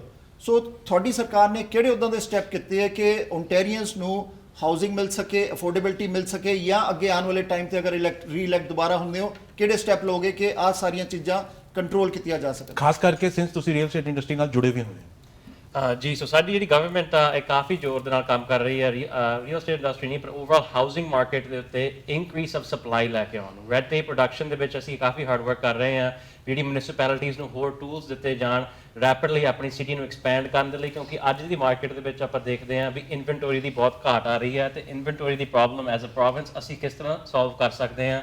ਉਹ ਹੈਗਾ ਵੀ ਆਪਾਂ ਨੂੰ ਘਰ ਹੋਰ ਚਾਹੀਦੇ ਨੇ, ਤੇ ਸਿਟੀਜ਼ ਨੂੰ ਹੋਰ ਰਿਸੋਰਸਿਸ ਐਂਡ ਟੂਲਸ ਚਾਹੀਦੇ ਆ ਜਿਹੜੇ ਅਸੀਂ ਪ੍ਰੋਵਾਈਡ ਕਰ ਰਹੇ ਹਾਂ, ਜਿਹਦੇ ਨਾਲ ਆਪਣੇ ਸ਼ਹਿਰਾਂ ਦੀ ਰੈਪਿਡ ਐਕਸਪੈਂਸ਼ਨ ਹੋਊਗੀ ਤੇ ਆਪਣੇ ਕੋਲੇ ਜਿਹੜਾ ਸਪਲਾਈ ਦਾ ਅਬੰਡੈਂਸ ਮਿਲੂਗਾ, ਜਿਹਦੇ ਨਾਲ ਹਰੇਕ ਬੰਦੇ ਕੋਲੇ ਜਦੋਂ ਘਰਾਂ ਦੀ ਆਪਸ਼ਨਸ ਵੱਧ ਗਈਆਂ ਨੇ ਤਾਂ ਆਪਣੇ ਆਪ ਹੀ ਜਿਹੜੇ ਘਰਾਂ ਦੀ ਪ੍ਰਾਈਸਿੰਗ ਆ ਉਹ ਮਾਰਕੀਟ ਸਟੇਬਲਾਈਜੇਸ਼ਨ ਹੋਣੀ ਸ਼ੁਰੂ ਹੋ ਜਾਣੀ ਆ। ਠੀਕ ਹੈ, ਸੋ ਫਾਈਨਲ ਜਿਹੜਾ ਸਾਡਾ ਟੌਪਿਕ ਹੈ ਇਸ ਸੈਗਮੈਂਟ ਦਾ ਉਹ ਹੈ ਇਨਫਲੇਸ਼ਨ ਨੂੰ ਲੈ ਕੇ। ਕਾਸਟ ਆਫ ਲਿਵਿੰਗ ਵੱਧਦੀ ਜਾ ਰਹੀ ਹੈ, ਮਿਨੀਮਮ ਵੇਜ ਉਨੀ ਸਪੀਡ ਦੇ ਨਾਲ ਨਹੀਂ ਵੱਧ ਰਹੀ। ਸੋ ਤੁਹਾਡਾ ਜਿਹੜਾ ਗਵਰਨਮੈਂਟ ਦਾ 5 ਸੂਤਰੀ ਪਲਾਨ ਹੈਗਾ 5 ਪਿਲਰਸ, ਉਹਦੇ ਵਿੱਚ ਵੇਜਸ ਨੂੰ ਵਧਾਉਣ ਦਾ ਕੀ ਪਲਾਨ ਹੈ? ਕਿਉਂਕਿ 2018 ਵਿੱਚ ਜਦੋਂ ਸੱਤਾ ਵਿੱਚ ਆਈ ਸੀ ਤੁਸੀਂ ਆਉਂਦੇ ਇੱਕਦਮ ਬ੍ਰੇਕ ਲਗਾ ਦਿੱਤੀਆਂ ਸੀ ਮਿਨੀਮਮ ਵੇਜ ਨੂੰ ਵਧਾਉਣ ਦੇ ਲਈ। So why is the turn around now, why didn't it happen in 28? So ਇਹਦੇ 'ਚ ਮੈਂ ਐਡ ਕਰੂੰਗਾ ਇੱਕ ਹੋਰ ਕਿ ਅਗਰ ਕਿਸੇ ਪੋਲੀਟੀਸ਼ੀਅਨ ਦੀ, ਪ੍ਰਾਈਮ ਮਿਨਿਸਟਰ ਦੀ ਜਾਂ ਪ੍ਰੀਮੀਅਰ ਦੀ ਸੈਲਰੀ ਇਨਫਲੇਸ਼ਨ ਨਾਲ ਲਿੰਕਡ ਹੈ, ਔਰ ਕਿਉਂ ਨਹੀਂ ਇੱਕ ਕਾਮਨ ਕੈਨੇਡੀਅਨ ਦੀ ਜਿਹੜੀ ਸੈਲਰੀ ਹੈ, why not a common Canadian salary is linked with the inflation? if premier or prime minister salaries are directly linked, why common Canadian has to suffer? ਇਸ ਦੇ ਵਿੱਚ ਖਾਸ ਪ੍ਰੋਵਿੰਸ਼ੀਅਲ ਗਵਰਨਮੈਂਟ ਦੇ ਵਿੱਚ ਕੋਈ linkage ਨਹੀਂ ਹੈਗਾ। ਸਾਡੀ 0% ਪਿਛਲੇ 4 ਸਾਲਾਂ ਦੇ ਉੱਤੇ ਅਸੀਂ ਕੋਈ ਰੇਜ਼ ਨਹੀਂ ਲਈ, ਨਾ ਕੋਈ ਸਾਡੀ ਇਨਕਰੀਜ਼ ਹੋਈ ਹੈ ਪੇਮੈਂਟ ਦੇ ਵਿੱਚ। ਜਿੱਥੇ ਸਾਡੀ ਸਰਕਾਰ ਕਾਸਟ ਆਫ ਲਿਵਿੰਗ ਦੀ ਗੱਲ ਕਰਦੀ ਆ, ਸਾਡਾ ਰੈਕਟ ਹਮੇਸ਼ਾ ਇਹ ਹੋਇਆ ਵੀ ਜਦੋਂ ਅਸੀਂ ਆਏ ਸੀਗੇ ਉਦੋਂ ਅਸੀਂ ਸਭ ਤੋਂ ਪ੍ਰੋਗਰੈਸਿਵ ਟੈਕਸ ਕੱਟ ਜਿਹੜਾ ਸੀਗਾ ਵੀ ਗੇਵ ਟੂ ਲੋ ਇਨਕਮ ਅਰਨਰਸ। ਸੋ ਜਿਹੜੇ ਮਿਨੀਮਮ ਇਨਕਮ ਵਰਕ ਕਰਦੇ ਆ ਉਹਨਾਂ ਨੂੰ ਕੋਈ ਟੈਕਸ ਦੇਣ ਦੀ ਲੋੜ ਨਹੀਂ। ਇਸ ਬਜਟ ਦੇ ਵਿੱਚ ਅਸੀਂ ਫਿਰ $350 ਦਾ ਟੈਕਸ ਕ੍ਰੈਡਿਟ ਦਿੱਤਾ ਜਿਹੜਾ ਕਿ $50,000 ਐਂਡ ਲੋਅਰ ਅਰਨ ਕਰਦੇ ਆ। ਜਦੋਂ ਅਸੀਂ ਲਾਇਸੈਂਸ ਪਲੇਟ ਰਿਨਿਊਅਲ ਫੀ ਦੀ ਗੱਲ ਕਰਦੇ ਉਹ ਵੀ $125 to each vehicle in each car. Brampton ਦੇ ਵਿੱਚ ਖਾਸ ਕਰਕੇ 3 ਗੱਡੀਆਂ ਹਰ ਘਰ ਦੇ ਵਿੱਚ ਹੈਗੀਆਂ, ਜਿਸ ਦੇ ਵਿੱਚ ਉਹ ਐਵਰੀ ਈਅਰ ਬਹੁਤ ਵੱਡੀ ਸੇਵਿੰਗ ਆ। ਪਰ ਸਾਡਾ ਤੁਸੀਂ ਰੈਕਟ ਕੰਪੇਅਰ ਕਰ ਲਓ, ਜਿੱਥੇ ਅਸੀਂ ਅਨਦਰ ਵਨ 10 ਸੈਂਟ ਜਿਹੜਾ ਟੈਕਸ ਹੈਗਾ ਗੈਸ ਦਾ ਉਹ ਵੀ ਸਾਡੀ ਸਰਕਾਰ ਨੇ ਘਟਾਇਆ। ਜਿਹੜੀ NDP ਸਰਕਾਰ ਆ ਉਹਨਾਂ ਦੇ ਸਿਟਿੰਗ MPP ਇਸ ਵਕਤ ਕਹਿ ਰਿਹਾ but if they had the option they would put 35 cents a litre on the carbon tax, increasing the cost of living in Ontario. So ਤੁਸੀਂ ਲਿਬਰਲ ਪਾਰਟੀ ਦਾ ਰੈਕਟ ਵੇਖ ਲਓ, ਉਹਨਾਂ ਨੇ ਜਦੋਂ ਪਿਛਲੀ ਵਾਰੀ ਆਏ ਸੀ ਉਹਨਾਂ ਨੇ ਟੈਕਸਸ ਵਧਾਏ ਸੀ ਮਿਡਲ ਕਲਾਸ ਦੇ ਉੱਤੇ। ਜਿਹੜੀ ਆ ਲਾਇਸੈਂਸਿੰਗ ਫੀ ਜਿਹੜੀ ਅਸੀਂ ਹੁਣ ਰਿਡਿਊਸ ਕੀਤੀ ਆ, ਉਹਨਾਂ ਨੇ ਤਕਰੀਬਨ ਡਬਲ ਕਰ ਦਿੱਤੀ ਸੀ। ਉਹਨਾਂ ਨੇ ਫਿਊਲ ਦੇ ਉੱਤੇ 4.5% ਦਾ ਹੋਰ ਟੈਕਸ ਲਾ ਦਿੱਤਾ ਸੀਗਾ। ਸੋ there is only one party that is looking at affordability and cutting costs for everyday consumers, and that is the Ontario PC party under Doug Ford. ਸੋ ਅਮਰਜੋਤ ਤੁਸੀਂ ਐਡ ਕਰੋਗੇ ਕੁਛ ਜੀ? ਹਾਂਜੀ ਬਿਲਕੁਲ ਨਿਤਿਨ ਭਾਜੀ, ਜਿੱਦਾਂ ਪ੍ਰਾਮਿਤ ਹੋਣਾ ਨੇ ਕਾਫੀ ਚੀਜ਼ਾਂ ਹਾਈਲਾਈਟ ਕੀਤੀਆਂ ਜਿਹੜੀ ਸਾਡੀ ਗਵਰਨਮੈਂਟ ਆ ਕਿੱਦਾਂ ਲਾਈਫ ਜਿਹੜੀ ਅਫੋਰਡੇਬਲ ਬਣਾ ਰਹੀ ਹੈ ਅੰਟਾਰੀਅਨਸ ਦੇ ਲਈ। ਜਦੋਂ ਅਸੀਂ ਪਾਵਰ ਦੇ ਵਿੱਚ ਆਏ ਸੀ 2018 ਦੇ ਵਿੱਚ, ਪਹਿਲਾ ਕੰਮ ਅਸੀਂ ਕੈਪ ਐਂਡ ਟ੍ਰੇਡ ਜਿਹੜਾ ਉਹਨੂੰ ਐਲੀਮੀਨੇਟ ਕੀਤਾ ਸੀ, ਜਿਹਨਾਂ ਤੁਹਾਨੂੰ ਕੁਝ ਜਿਹੜੀ ਰਿਲੀਫ ਜਿਹੜੀ ਆਪਣੀ ਗੈਸ ਪ੍ਰਾਈਸਿਸ ਤੇ ਮਿਲੀ ਸੀ। Licence plate stickers is one of them, ਜਿਹੜਾ ਲੋਕਾਂ ਦੀ ਜੇਬ ਦੇ ਵਿੱਚ ਪੈਸੇ ਵਾਪਸ ਪਾਉਣੇ ਪਰ ਫੈਮਿਲੀ ਕਹ ਲਓ ਕਿ $400-500 ਤੁਹਾਡੀ ਸੇਵਿੰਗ ਜਿਹੜੀ ਆ ਹਰ ਸਾਲ ਦੇ ਵਿੱਚ ਹੁੰਦੀ ਆ। ਫਿਊਲ ਟੈਕਸ ਘਟਾ ਰਹੇ ਆ, ਗੈਸ ਟੈਕਸ ਅਸੀਂ ਘਟਾ ਰਹੇ ਆ ਤੇ ਲੋਕਾਂ ਆਪਾਂ ਜਾਣਦੇ ਆ ਜੀ ਇਨਫਲੇਸ਼ਨ ਜਿਹੜੀ ਵੱਧ ਰਹੀ ਆ, ਨੋ ਡਾਊਟ ਕੋਵਿਡ ਦੇ ਕਰਕੇ ਕਾਫੀ ਆਪਣੀ ਇਕਨੋਮੀ ਜਿਹੜੀ ਸਫਰ ਹੋਈ। ਇਸੇ ਕਰਕੇ ਜਿਹੜੇ ਅਸੀਂ $15 ਮਿਨੀਮਮ ਵੇਜ ਕੀਤੀ ਸੀ ਉਹਨੂੰ ਵਧਾ ਕੇ 15.5 ਅਸੀਂ ਕਰ ਰਹੇ ਹਾਂ। ਮਿਨੀਮਮ ਵੇਜ ਅਰਨਰਸ ਜਿਹੜੇ ਹੈਗੇ ਉਹਨਾਂ ਦੇ ਉੱਪਰ ਨੋ ਇਨਕਮ ਟੈਕਸ ਅਤੇ ਨਾਲ ਦੀ ਨਾਲ 38,000 ਤੋਂ ਲੈ ਕੇ 50,000 ਤੱਕ ਜਿਹੜਾ ਅਸੀਂ ਵਧਾ ਦਿੱਤਾ ਉਹਨੂੰ ਕਿ 50,000 ਤੱਕ ਤੁਹਾਨੂੰ ਕੋਈ ਨੋ ਇਨਕਮ ਟੈਕਸ ਜਿਹੜਾ ਪ੍ਰੋਵਿੰਸ਼ੀਅਲ ਦੇਣਾ ਪਊਗਾ ਜੀ। ਸੋ ਕਾਫੀ ਚੀਜ਼ਾਂ ਅਸੀਂ ਕਰ ਰਹੇ ਹਾਂ ਜੀ ਲੋਕਾਂ ਦੀ ਲਾਈਫ ਅਫੋਰਡੇਬਲ ਬਣਾਉਣ ਦੇ ਲਈ। ਆਪਾਂ ਜਾਣਦੇ ਹਾਂ ਗਵਰਨਮੈਂਟ ਚਾਹੁੰਦੀ ਹੈ ਕਿ ਤੁਹਾਡਾ ਤੁਸੀਂ ਤੁਹਾਡੀ ਜਿਹੜੀ ਤੁਹਾਡਾ ਪੈਸਾ ਵਾ ਤੁਸੀਂ ਆਪ ਚੰਗੇ ਤਰੀਕੇ ਨਾਲ ਖਰਚ ਸਕਦੇ ਆ। So that is why we putting more money into your pockets. ਤੇ ਕੋਈ ਵੀ ਜਿਹੜੀ ਹੈਗੀ ਇਨਫਲੇਸ਼ਨ ਨੂੰ ਕੰਟਰੋਲ ਕਰਨ ਦੇ ਲਈ ਸਾਡੀ ਗਵਰਨਮੈਂਟ ਜਿਹੜੀ ਆ ਜੀ ਵਰਕਿੰਗ ਫॉर ਵਰਕਰਸ ਤੇ ਜਿਹੜੀ ਆ ਲੋਕਾਂ ਦੀ ਲਾਈਫ ਨੂੰ ਸੌਖਾ ਕਰਨ ਦੇ ਲਈ ਅਸੀਂ ਜਿਹੜੇ ਸਟੈਪ ਅੱਗੇ ਵੀ ਜਿਹੜੇ 4 ਸਾਲ ਦੇ ਵਿੱਚ ਸਾਡੀ ਗਵਰਨਮੈਂਟ ਬਣਦੀ ਆ ਦੁਬਾਰਾ ਇੱਦਾਂ ਦੇ ਸਟੈਪ ਜਿਹੜੇ ਲੈਂਦੇ ਰਹਾਂਗੇ। ਠੀਕ ਹੈ, ਥੈਂਕ ਯੂ। ਇਸ਼ੂ ਬਹੁਤ ਇੰਪੋਰਟੈਂਟ ਹੈ ਲੈਂਡਲੋਰਡ ਟੈਨੈਂਟ ਬੋਰਡ ਦਾ। ਅਗਰ ਤੁਸੀਂ ਟੈਨੈਂਟ ਹੋ ਜਾਂ ਲੈਂਡਲੋਰਡ ਹੋ, ਇੰਨੀਆਂ ਫਾਈਲਸ ਪੈਂਡਿੰਗ ਹੈ, ਕਿਉਂ ਨਹੀਂ ਨਵੀਂ ਹਾਇਰਿੰਗ ਕੀਤੀ ਜਾਂਦੀ, ਕਿਉਂ ਨਹੀਂ ਉਹ ਕੇਸ ਸੋਲਵ ਹੁੰਦੇ?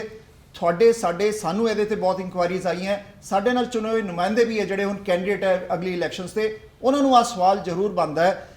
If I ask about the landlord tenant board, anyone can take that question. So many files are pending. Why don't we hire more people, more staff to resolve these files? Why no action has been taken by the government? Why so much of you cry in the landlords? And landlords say they have less rights than the tenants. What do you have to say? Well, Brampton has a large community who are tenants and who are renting. We can see how we have many homes in Brampton that has dual occupancy. Being a city councillor, that is a #1 issue. We're concerned about the safety of our tenants, and we're concerned about the affordability and the accessibility for our rental accommodations in the city of Brampton. And so I think it's just really important that we have continued communication with the province and making sure that we are focusing on making the city and Ontario affordable. We just had great conversations about making our cities affordable for people who are in a certain income bracket. And that is huge because the city of Brampton has a very large percentage of our population under the age of 36. So we need to keep continuing to advocate for our landlords and our tenants to make sure our city is affordable and accessible. Graham, you want to add into this because you served in so many ministries, so Yeah. you know this is such an important issue, topic, and what do you have to say on this? How you look at No, it? big time, and I would just remind the listeners and Nitin as well. Remember when the COVID-19 pandemic started. The landlord-tenant board basically had a massive blockade of the cases because you couldn't go to court to deal with the problems. What the Ontario government's done and what Premier Ford and the PC party's been working on is modernizing the process. So you see now there's online cases at the landlord-tenant board. They've put millions of dollars in investing to reduce the backlog to get those cases out there because you have people sitting 3 to 6 months, a year, 2 years sometimes, people that are waiting for a resolution on the case. But the key priority that we need to focus on is increasing the supply of housing. The housing market is a major issue for new Canadians, for millennial Canadians, anybody who's trying to get ahead. There used to be a time in Ontario and Brampton where you could work a decent job, and be able to afford a home. That hasn't been the case for a while. So we need to do more to reduce the red tape, get shovels in the ground. I will remind the viewers as well, we saw in Ontario over 100,000 housing starts last year, which is the highest number since I think 1987, which is, when we get the housing supply under control, when we get highways built to serve those new communities, when we get hospitals built to support those new houses as well, this is how we're going to get things done and build a prosperous Ontario for everybody. Thank you, Graham. And moving on to our next topic, which is very critical for the future of Bramptonians, that is university. You know, we all have seen, you have seen a lot of politicians, a lot of major announcements being come. But in 2018, when your party came into power, there were major announcements done to shelve those university projects which were already announced. Now we know that those announcements by previous Liberal Party, they were just photo ops, headline creators. That's right. But we also know, Sharman, and you can vouch for that, that in Yeah. the Brampton Council, there is a $600,000, expenditure done, but no reports were sent to the Government of Ontario. Yes. You know, you being sitting on that table, why did it happen and where are we standing on the university thing? I know Ryerson has now changed the name to Toronto Metropolitan University. So will we see Ryerson come to Brampton, or it will be another daydream? Well, absolutely, Ryerson is coming to Brampton. There is going to be a medical school, and they will be having students start in the school by 2025. And that has been a process, a commitment that the provincial government has been making, Doug Ford government has made. We had dreams of seeing a university when the Liberals made that announcement in Brampton, but what happened was the Liberals made a lot of promises with no infrastructure or plan on how to commit to those promises. So many municipalities were promised a university, but there was no way to make it happen. Premier Ford had to go and correct those mistakes and really look at which municipalities is able to get the university. In Brampton, we have one. And we see how quickly Ryerson, or Toronto Metropolitan University, has been able to mobilize because everything was set for them to have success in Brampton. So now, as a city council, we're excited about the future of post-secondary. And I also want to remind our viewers that Brampton has a university, and it's Algoma. It's downtown, and they are looking for space, and they are looking to grow. And Algoma University has such a great relationship with the city of Brampton. They don't want to leave, and they've already made great relationships and partnerships with Sheridan College, Toronto Metropolitan University. So the three of them together are working together to grow post-secondary for all Bramptonians. And I would just add as well, when we talk about broken Liberal promises, I mean, this is a political party that neglected Brampton for 15 years. They closed hospitals, they made fake commitments on priorities that they never intended to keep. And remember that when we face the Liberal Party in 2022, these are the same strategists behind the scenes putting together the Liberal platform. The Liberal Party leader was a cabinet minister in Kathleen Wynne's government, her right-hand man. And in many ways, they're still running the same candidates as well. So these are the same Liberals with the same playbook. And I think Bramptonians we're a little bit wiser now here in our community, and I think we know what to expect from them. Thank you, Graham. And Sanjay साहब, ਤੁਸੀਂ ਮੈਨੂੰ ਯਾਦ ਹੈ ਜਿਸੇ ਜਿੱਤ ਕੇ ਆਏ ਹੋ 2018 ਵਿੱਚ, ਤੁਸੀਂ ਕਿਹਾ ਸੀ ਕਿ ਅਸੀਂ ਪਾਰਕਿੰਗ ਲੋਟ ਯੂਨੀਵਰਸਿਟੀ ਨਹੀਂ ਦੇਣੀ ਬ੍ਰੈਂਪਟਨ ਨੂੰ, ਅਸੀਂ ਫੁੱਲ ਫਲੈਸ਼ਡ ਇੱਕ ਵਧੀਆ ਕੈਂਪਸ ਦਵਾਂਗੇ। ਸੋ ਪਲਾਨਸ ਕਿੱਥੇ ਤੱਕ ਨੇ, ਕਿਉਂਕਿ ਜਿਹੜੇ ਸਾਡੇ ਦਰਸ਼ਕ ਨੇ ਬ੍ਰੈਂਪਟੋਨੀਅਨਸ ਨੇ ਉਹ ਜਾਣਨਾ ਚਾਹੁੰਦੇ ਨੇ। ਐਂਡ ਅਮਰਜੋਤ ਇਹ ਐਡ ਕਰ ਦਈਏ ਕਿ ਬ੍ਰੈਂਪਟੋਨੀਅਨਸ ਫੀਲ ਕਰਦੇ ਬੜੀ ਉਹਨਾਂ ਨਾਲ ਇੱਕ ਫੁੱਟਬਾਲ ਪਲੇ ਕੀਤੀ ਗਈ ਹੈ, ਜਦ ਸਿਟੀ ਆਫ ਬ੍ਰੈਂਪਟਨ ਵੀ ਕਹਿੰਦੀ ਅਸੀਂ ਰਿਪੋਰਟ ਭੇਜੀ ਹੈ ਪ੍ਰੋਵਿੰਸ ਨੂੰ, ਬ੍ਰੈਂਪਟਨ ਯੂ ਕ੍ਰੀਏਟ ਕੀਤਾ ਗਿਆ ਜਿਹਦੇ 'ਚ $6 ਲੱਖ ਵੇਸਟ ਗਿਆ। ਉੱਥੇ ਦੇ ਡਿਪਟੀ ਮੇਅਰਸ ਨੇ ਵੀ ਕਿਹਾ ਕਿ $6 ਲੱਖ ਡਾਊਨ ਦਾ ਡਰੇਨ ਇੱਕ ਆਈ ਵਾਚ ਸੀਗਾ। Provinces there, cities there. So university ਦਾ ਕੀ ਸਟੇਟਸ ਹੈ ਜਿੱਦਾਂ ਮਨਨ ਨੇ ਹੁਣ ਪੁੱਛਿਆ? ਬਿਲਕੁਲ ਭਾਜੀ, ਜਦੋਂ ਅਸੀਂ ਇਲੈਕਟ ਹੋਏ ਸੀ 2018 ਦੇ ਵਿੱਚ, ਤੇ ਮੈਂ ਤੇ ਪ੍ਰਾਪਮੀਤ ਵੀ ਕਾਫੀ ਅਸੀਂ ਐਕਸਾਈਟਿਡ ਸੀ ਕਿ ਜਿਹੜੀ ਬ੍ਰੈਂਪਟਨ ਦੀ ਲਿਬਰਲ ਗਵਰਨਮੈਂਟ ਆ ਜੀ, ਉਹਨਾਂ ਨੇ ਉਦੋਂ ਅਨਾਉਂਸ ਕੀਤਾ ਸੀ ਜਸਟ 1 ਮੰਥ ਬਿਫੋਰ ਇਲੈਕਸ਼ਨ, ਇੱਕ ਇਲੈਕਸ਼ਨ ਪ੍ਰੋਮਿਸ ਜਿਹੜਾ ਸੀ ਕਿ ਅਸੀਂ ਬ੍ਰੈਂਪਟਨ ਦੇ ਵਿੱਚ ਯੂਨੀਵਰਸਿਟੀ ਬਣਾ ਰਹੇ ਹਾਂ। ਲੇਕਿਨ ਜਦੋਂ ਅਸੀਂ ਇਲੈਕਟ ਹੋਏ, ਅਸੀਂ ਉਹਦੇ ਬਾਰੇ ਪੁੱਛ ਪੜਤਾਲ ਕੀਤੀ, ਰਾਇਰਸਨ ਨਾਲ ਮੀਟਿੰਗਸ ਹੋਈਆਂ, ਐਂਡ ਵੀ ਵਰ ਸ਼ੌਕਡ ਕਿ ਉਹਦੇ ਵਿੱਚ ਕੋਈ ਇਨਵੈਸਟਮੈਂਟ ਨਹੀਂ ਹੈਗੀ, ਕੋਈ ਮਨੀ ਐਲੋਕੇਟ ਨਹੀਂ ਕੀਤੀ ਗਈ, ਕੋਈ ਪਲਾਨ ਨਹੀਂ ਤਿਆਰ ਕੀਤਾ ਗਿਆ। ਸੋ ਦੈਟ ਇਜ਼ ਵਾਈ ਜਿਹੜੇ ਪ੍ਰੀਮੀਅਰ ਸਾਡੇ ਹੈਗੇ ਸੀ, ਉਹਨਾਂ ਨੇ ਕਿਹਾ ਸੀ ਕਿ ਜਿਹੜੇ ਲਿਬਰਲ ਦੇ ਫੇਕ ਪ੍ਰੋਮਿਸਿਸ ਕੀਤੇ ਆ ਜੀ, ਅਸੀਂ ਉਹਨਾਂ ਨੂੰ ਫੁੱਲਫਿਲ ਨਹੀਂ ਕਰਾਂਗੇ। ਬਟ ਬ੍ਰੈਂਪਟਨ ਦੀ ਯੂਨੀਵਰਸਿਟੀ ਜਿਹੜੀ ਆ ਜੀ, ਉਹ ਅਸੀਂ ਜਾਣਦੇ ਹਾਂ ਕਿ ਜਿੱਦਾਂ ਪਾਪੂਲੇਸ਼ਨ ਗਰੋ ਕਰ ਰਹੀ ਆ, ਯੂਥ ਇੱਥੇ ਬਹੁਤ ਆ। ਸੋ ਅਸੀਂ ਚਾਹੁੰਦੇ ਹਾਂ ਕਿ ਵਧੀਆ ਯੂਨੀਵਰਸਿਟੀ ਬਣੇ। ਸਿਟੀ ਆਫ ਬ੍ਰੈਂਪਟਨ ਨਾਲ ਸਾਡੀ ਲਗਾਤਾਰ ਪਿਛਲੇ 4 ਸਾਲ ਤੋਂ ਮੀਟਿੰਗ ਹੋ ਰਹੀਆਂ ਵਾ। ਕੋਈ ਫਾਈਨਲ ਪ੍ਰਪੋਜ਼ਲ ਜਿਹੜਾ ਸਾਨੂੰ ਅਜੇ ਤੱਕ ਨਹੀਂ ਮਿਲਿਆ। ਜਦੋਂ ਵੀ ਸਾਨੂੰ ਫਾਈਨਲ ਪ੍ਰਪੋਜ਼ਲ ਮਿਲੂਗਾ, ਸਾਡੀ ਕੋਸ਼ਿਸ਼ ਸੀ ਕਿ ਅਸੀਂ ਉਹਨੂੰ ਪੁਸ਼ ਕਰਵਾ ਕੇ ਜਲਦੀ ਤੋਂ ਜਲਦੀ ਪਾਸ ਕਰਵਾਇਆ ਜਾਵੇ ਕਿ ਬ੍ਰੈਂਪਟਨ ਨੂੰ ਇੱਕ ਵਧੀਆ ਯੂਨੀਵਰਸਿਟੀ ਮਿਲੇ। ਲੇਕਿਨ ਅਨਫੋਰਚੂਨੇਟਲੀ 4 ਸਾਲ ਦੇ ਵਿੱਚ ਸਾਨੂੰ ਕੋਈ ਫਾਈਨਲ ਪ੍ਰਪੋਜ਼ਲ ਜਿਹੜਾ ਅਜੇ ਤੱਕ ਜਿਹੜਾ ਨਹੀਂ ਮਿਲਿਆ ਗਿਆ ਸਿਟੀ ਆਫ ਬ੍ਰੈਂਪਟਨ ਵੱਲੋਂ। ਸਾਡੀ ਕੋਸ਼ਿਸ਼ ਹੋਊਗੀ ਜਦੋਂ ਦੁਬਾਰਾ ਇਲੈਕਟ ਹੁੰਦੇ ਆ ਕਿ ਉੱਤੇ ਜਿਹੜਾ ਦੁਬਾਰਾ ਕੰਮ ਕੀਤਾ ਜਾਵੇ, ਬ੍ਰੈਂਪਟਨ ਨੂੰ ਇੱਕ ਸਟੇਟ ਆਫ ਦੀ ਆਰਟ ਜਿਹੜੀ ਆ ਯੂਨੀਵਰਸਿਟੀ ਦਿੱਤੀ ਜਾਵੇ। ਅਗਲੇ ਇਸ਼ੂ ਤੇ ਗੱਲ ਕਰਦੇ ਹਾਂ ਜਿਹੜਾ ਕਿ climate change. What is your parties policy on climate change? This is one of the important issue again. Who can take that? So I think ਜਿਹੜਾ climate change ਦਾ issue ਹੈਗਾ, there's two very different ways of handling it. ਸਾਡੀ ਜਿਹੜੀ ਹੈਗੀ ਹੈ technology and environment ਦੇ ਉੱਤੇ invest ਕਰਨਾ. NDP solution and Liberal solution is carbon taxes. ਜਿੱਥੇ ਕਿ their own sitting MPPs are saying they want to increase carbon taxes by 35 cents a litre. ਤੁਸੀਂ ਆਪ ਸੋਚ ਕੇ ਵੇਖ ਲਓ ਵੀ 35 ਸੈਂਟ ਲੀਟਰ ਟੈਕਸ ਹੋਰ ਗੈਸ ਉੱਤੇ ਲਾਉਣਾ ਵੀ ਸਾਡੀਆਂ ਪ੍ਰਾਈਸਿਸ ਕਿੱਥੇ ਜਾ ਸਕਦੇ. ਅਸੀਂ ਜਿਹੜੀ ਸਟ੍ਰੈਟਜੀ ਆਪਣੀ এনवायरमेंट ਦੇ ਉੱਤੇ ਹੈਗੀ ਆ, ਅਸੀਂ ਇਲੈਕਟ੍ਰਿਕ ਵਹੀਕਲਸ ਦੇ ਉੱਤੇ ਚੇਂਜ ਕਰਤੀ ਹੈ. ਜਿੱਥੇ ਪਿਛਲੇ ਕੁਝ ਮਹੀਨੇ ਦੇ ਵਿੱਚ ਅਸੀਂ $500 ਮਿਲੀਅਨ ਜਿਹੜਾ ਹੈਗਾ ਡਿਫਾਸਕੋ ਜਿਹੜੀ ਉੱਥੇ ਹੈਮਿਲਟਨ ਦੇ ਵਿੱਚ ਇੱਕ ਕੰਪਨੀ ਹੈਗੀ ਆ ਜਿੱਥੇ ਇਲੈਕਟ੍ਰਿਕ ਆਰਕ ਫਰਨੈਸ ਜਿਹੜਾ ਹੈਗਾ ਇਨਵੈਸਟ ਕੀਤਾ. ਉਸ ਦੇ ਵਿੱਚ ਰਲ ਕੇ ਫੈਡਰਲ ਐਂਡ ਪ੍ਰੋਵਿੰਸ਼ੀਅਲ ਗਵਰਨਮੈਂਟ ਨੇ ਇਨਵੈਸਟਮੈਂਟ ਕੀਤੀ $500 ਮਿਲੀਅਨ ਦੀ, ਜਿਸ ਦੇ ਨਾਲ 6 ਮੈਗਾ ਟਨ ਦੀ ਜਿਹੜੀ ਹੈਗੀ ਆ ਪੋਲੂਸ਼ਨ ਹੈਗੀ ਆ ਉਹ ਸਾਡੇ ਸੜਕਾਂ ਤੋਂ ਆਫ ਹੋ ਜੂਗੀ. ਇਸ ਦੇ ਨਾਲ ਅਸੀਂ ਇਲੈਕਟ੍ਰਿਕ ਵਹੀਕਲ ਦੀ ਪ੍ਰੋਡਕਸ਼ਨ ਜਿਹੜੀ ਹੈਗੀ ਆ ਉਹ ਇੱਥੇ ਅੰਟਾਰੀਓ ਵਿੱਚ ਲਿਆ ਰਹੇ ਹਾਂ. ਵਿੰਜ਼ਰ ਵਿੱਚ $5 ਬਿਲੀਅਨ ਦੀ ਇਨਵੈਸਟਮੈਂਟ ਜਿਹੜੀ ਹੈਗੀ ਆ ਉਹ ਆ ਰਹੀ ਹੈ. ਸਭ ਤੋਂ ਵੱਡੀ ਇਨਵੈਸਟਮੈਂਟ ਅੰਟਾਰੀਓ ਦੀ ਹਿਸਟਰੀ ਵਿੱਚ ਜਿਹੜੀ ਪ੍ਰੀਮੀਅਰ ਫੋਰਡ ਨੇ ਇੱਥੇ ਅਟਰੈਕਟ ਕੀਤੀ ਆ. ਤੁਸੀਂ ਫੋਰਡ ਓਕਵਿਲ ਦੇ ਵਿੱਚ ਲਾ ਲਓ, $2 ਬਿਲੀਅਨ ਦੀ ਜਿਹੜੀ ਹੈਗੀ ਇਨਵੈਸਟਮੈਂਟ ਉਹ ਤਕਰੀਬਨ ਕਰ ਰਹੇ ਆ ਇਲੈਕਟ੍ਰਿਕ ਵਹੀਕਲਸ ਬਣਾਉਣ ਲਈ. ਯੂ ਲੁੱਕ ਐਟ ਆਸ਼ਵਾ, $1 ਬਿਲੀਅਨ ਤੋਂ ਵੱਧ ਆਸ਼ਵਾ ਐਂਡ ਇੰਗਰਸੋਲ ਪਲਾਂਟਸ. ਤੁਸੀਂ ਹਾਂਡਾ ਐਲਸਟਨ ਦੇ ਵਿੱਚ ਲਿਆਓ, ਉੱਥੇ ਵੀ hundreds of million the investment. Electric vehicles are the future. We have the resources to build electric vehicles, and we will be the leaders in making sure electric vehicles are built in Ontario and also on our roads.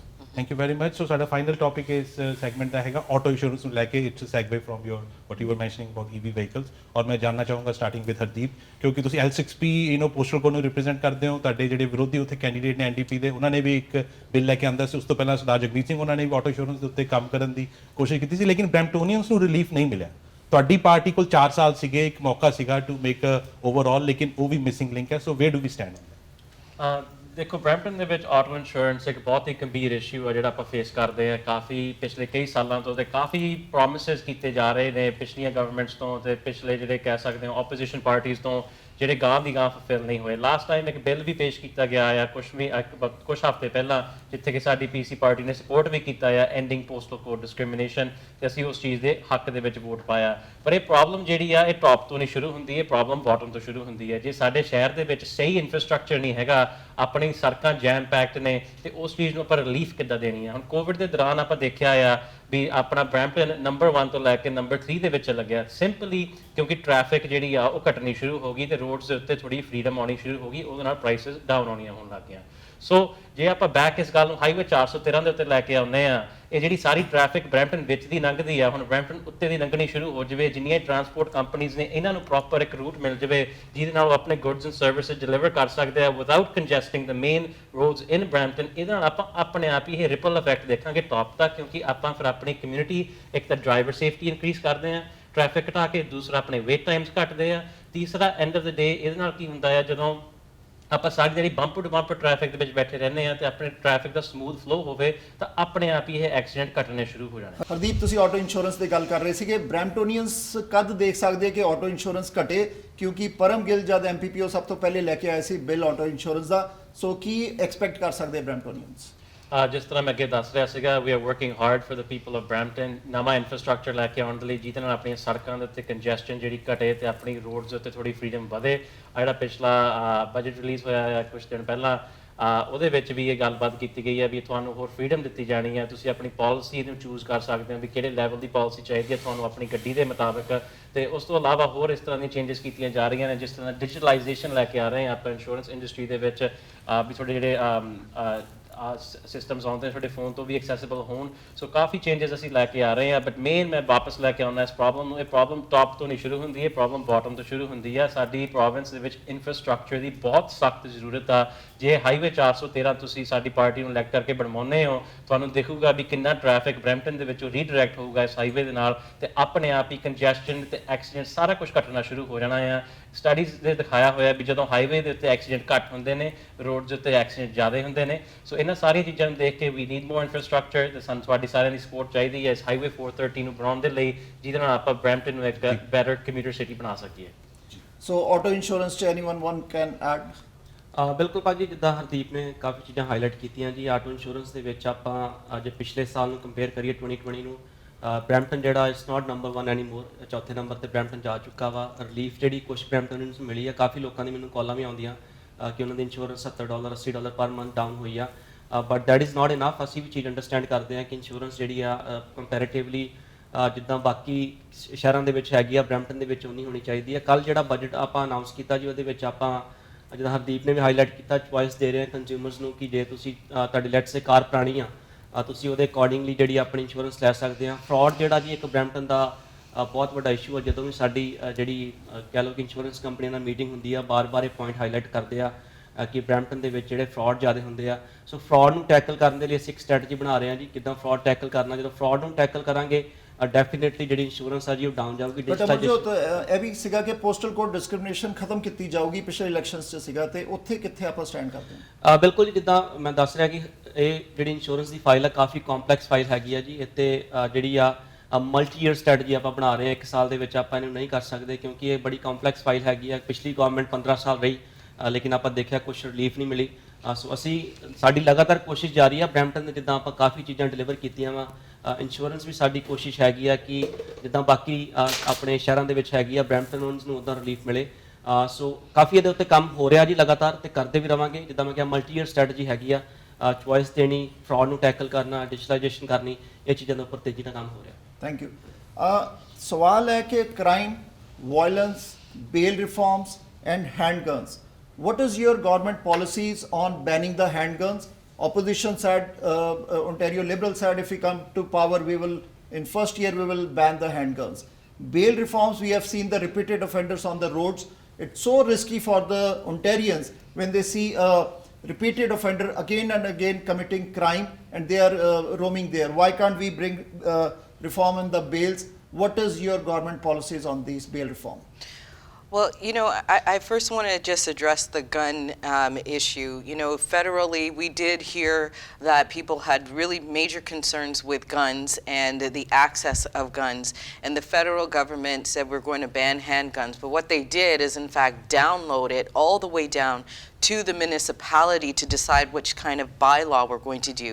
We really think, and we just need our federal government to make a decision, to assist the province in making a decision. But prevention is better than cure. And our provincial government, Doug Fort's government, we had a great announcement of $96 million invested into community safety. And a portion of that is going to address guns and gangs, and to the amount of $87 million. And also, we need to address the mental health and state of our residents in the city of Brampton and in Ontario. And I've worked in children's mental health for a very long, almost 20 years. And so when we start investing in making sure that we have the resources and the organizations have the resources to support people who are having issues with their own mental health, or parents who are having issues with their kids engaging in criminal activity, then we're going to see a decrease. We also have issues with a lot of the carjackings, and I know our police services board, they're addressing this issue as well. But these are the things that but we Charmaine, need to the see. Ontarians' cars are being found in Nigeria. So Yeah. it's happening for last 2-3 years. And also, we are Well- seeing daylight robberies happening right here in the city of Brampton. Our Yeah. media professionals are being attacked in broad daylight. There is not enough action. So why is there a disconnect between our policymakers and the law enforcement? Well, at first, we do see that they have a video of cars being found in Nigeria, but our cars that are being stolen in Brampton are going all across the world, not just Nigeria.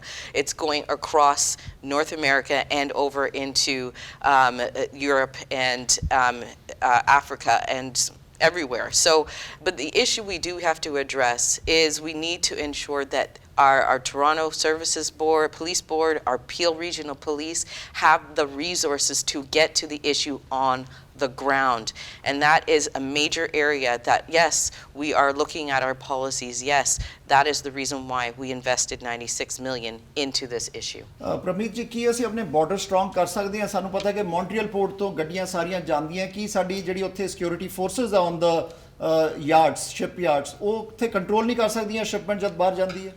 ਵੇਖੋ ਜੀ ਜਿੱਥੇ customs ਦੀ duty ਹੈਗੀ ਆ ਉੱਥੇ of course ਜਿਹੜੀ ਸਾਡੇ ਚਾਹੇ ਉਹ CBSA ਹੋਵੇ ਚਾਹੇ ਉਹ ਸਾਡੀ ਲਾਅ ਇਨਫੋਰਸਮੈਂਟ ਜਿਹੜੀ ਨੈਸ਼ਨਲ ਲਾਅ ਇਨਫੋਰਸਮੈਂਟ ਹੈਗੀ ਆ ਐਬਸੋਲੂਟਲੀ ਉਹਨਾਂ ਨੂੰ ਸਖਤ ਇਸ ਚੀਜ਼ ਦੇ ਉੱਤੇ ਕਾਰਵਾਈ ਕਰਨੀ ਚਾਹੀਦੀ ਆ the previous government ਉਹਨਾਂ ਨੇ funding ਵੀ ਕੱਟ ਕਰਤੀ ਸੀ police they cut funding to the police they cut funding they've had very divisive comments towards our police officers but our government ਜਿੱਥੇ guns and gangs ਦਾ ਸਭ ਤੋਂ ਵੱਡਾ ਇਸ਼ੂ ਹੈ ਜੀ ਇਸ ਵਕਤ ਆਪਣੀ ਕਮਿਊਨਿਟੀ ਦੇ ਵਿੱਚ $87 million ਦੀ ਜਿਹੜੀ ਹੈਗੀ ਆ ਕਮਿਟਮੈਂਟ ਅਸੀਂ ਪਾ ਚੁੱਕੇ ਹਾਂ ਜਿਸ ਦੇ ਵਿੱਚ ਇਸ ਵਕਤ ਬਰੈਂਪਟਨ ਜਿਹੜੇ ਸਾਡੀ ਪੀਲ ਰੀਜਨਲ ਪੁਲਿਸ ਹੈਗੀ ਆ ਉਹਨਾਂ ਨੂੰ ਵੀ ਇਸ ਬਹੁਤ ਵੱਡੀ ਫੰਡਿੰਗ ਮਿਲ ਰਹੀ ਹੈ ਇਸ ਚੀਜ਼ ਨੂੰ ਟੈਕਲ ਕਰਨ ਦੇ ਲਈ ਕਿਉਂਕਿ ਜਿਹੜੀ ਕ੍ਰਾਈਮ ਆ ਉਹ ਸਿਰਫ ਇੱਕ ਪਾਸੇ ਉਹ ਸਾਰੇ ਜਿੱਦਾਂ ਸਾਰੇ ਰਲ ਕੇ ਕੰਮ ਕਰਦੇ ਆ ਸੋ ਜਿਹੜੇ ਟਾਸਕ ਫੋਰਸ ਬਣੇ ਜਾਂਦੇ ਆ ਚਾਹੇ ਉਹ ਯਾਰਕ ਰੀਜਨ ਵਿੱਚ ਹੋਵੇ ਕੈਲਡਨ ਵਿੱਚ ਪੀਐਲ ਦੇ ਵਿੱਚ OPP ਹੋਵੇ ਸਾਰੇ ਰਲ ਕੇ ਕੰਮ ਕਰਨ ਤੋਂ ਉਹਨਾਂ ਨੂੰ ਜ਼ਰੂਰੀ ਆ ਤੇ ਜਿਹੜਾ ਕੋਈ ਕ੍ਰਾਈਮ ਕਰਦਾ ਐਬਸੋਲੂਟਲੀ ਉਹਨਾਂ ਨੂੰ ਸਖਤ ਸਜ਼ਾ ਹੋਣੀ ਚਾਹੀਦੀ ਹੈ